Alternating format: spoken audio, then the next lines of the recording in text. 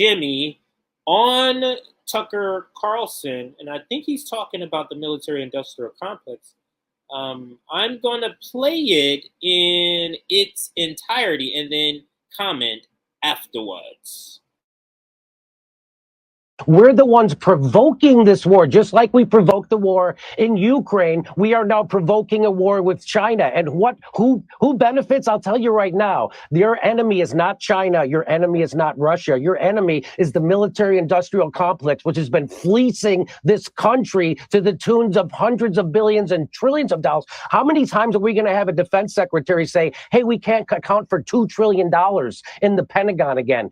Which has happened twice now in my lifetime. So again, people are being the war machine cannot be stopped. Who's running this country? The war machine. It certainly isn't Joe Biden making these decisions. I would like to know who is making the decisions. And I just want to remind everybody, the United States is the world's terrorist. We just set the Middle East on fire in the last 20 years. And now we're doing a proxy war in Ukraine, which we provoked, NATO provoked, and it was just admitted that we provoked it by the former prime minister of Germany. And now we're trying to saber rattle with China, and they're predicting a war.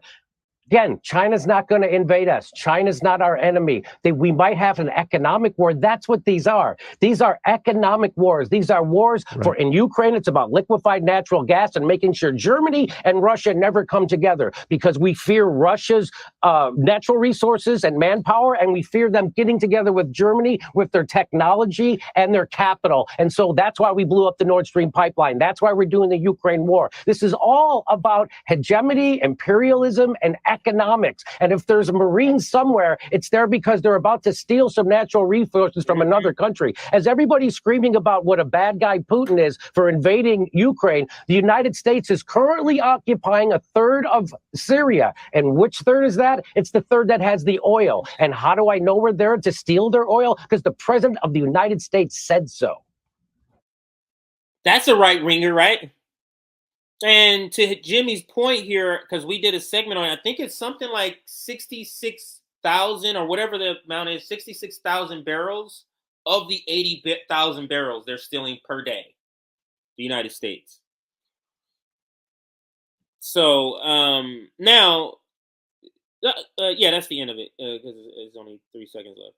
Now, I can't imagine anybody being upset about that clip of Jimmy Dore talking on the Tucker Carlson show. Now, Tucker to me is a racist. Tucker is a fake right populist, but Tucker has a large audience, and that audience hearing Jimmy talk about the military-industrial complex this way is a good thing. That is a measurably good thing. So I'm all for every time Jimmy goes on Tucker Carlson to reach that audience, because this is the crossover audience that we need to build. The crossover audience, what would they cross over for? Anti-war, anti-censorship. So those are pretty big things. Anti-war alone is a pretty big thing. To be like, yeah, let's set aside our differences. Let's go ahead and stop these people from all these wars. So I encourage him to keep doing this and going on the Tucker show to get these sort of issues out there that could be not left issues, just issues that people on the left and right agree on. Because being anti-war, that's not a left or right issue. It didn't used to be that way. So let's look at well, I guess there's a little bit more. But let's look at some of the comments here of Tucker going on the show. Now, some of it's going to be good, I'm assuming. It says Jimmy is summarizing the truth with great precision. Now, imagine, let's say this was a conservative. A conservative saying that about Jimmy, that's the payoff about going on a show like Tucker Carlson. So let's continue. This is U.S. foreign policy in a nutshell. Opportunity to share with the deciders in D.C. just so they understand. We know what this debacle in Ukraine is all about and who the F caused it. Full stop. Here goes another one. Follow the money. BRICS nations are moving away from the US dollar as the world's reserve. The US, UK will try to stop it at any cost. World War III has already started. People are just blind to media propaganda. Iraq, Libya, Syria, and many more. God damn, I wish any of the squad had a fraction of this fight. There is not a single word that isn't the utter truth. And why is it only allowed on Tucker fucking Carlson show? Why aren't Democrat progressives screaming this at their leadership? Thank you, Jimmy. Here goes Jay. Show me a Democrat or progressive saying one bit of this truth bomb being dropped on national TV. This nightclub by this nightclub comedian. And then J7, who we know, a shout out friend of the show, helped out when Rome came down to tour for the poor when we went down and fed some people unhoused people on Skid Row. I'm going to retweet some of these because these are some great points to be making on this. And let's read a couple more and see if it's sort of the same sentiment because all of it seems to be along the same lines. I don't know. I'll come back to that.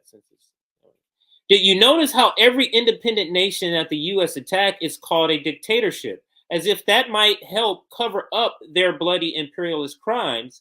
Everyone who resists the biggest global dictatorship is apparently a dictator. And understand the United States is a dictatorship. We're a dictatorship of capital. The faces that enter the occupy the White House doesn't matter. Those are shells. Capital is always there. And capital always wins. So wins the election, that is. And this is an excellent short summary about U.S. government crimes that those members of the herd with a short attention span.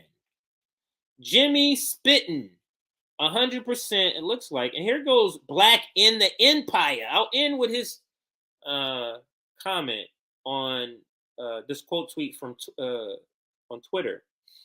So I'll end with his. This is Black in the Empire. Tucker, bad man. Jimmy Dore says bad things about my hero.